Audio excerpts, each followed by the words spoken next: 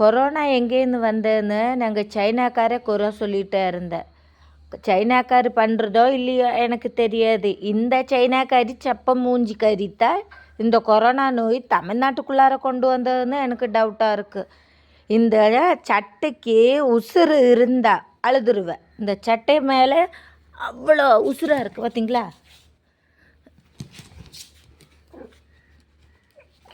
கொடுக்க விட மாட்டேன்.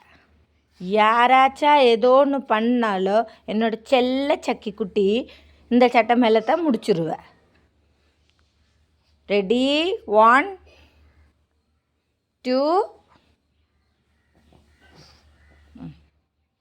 நான் தொட்டுருச்சல்ல, அதுதான் அதுக்கு மேலே ஏறி நிற்கிறேன்.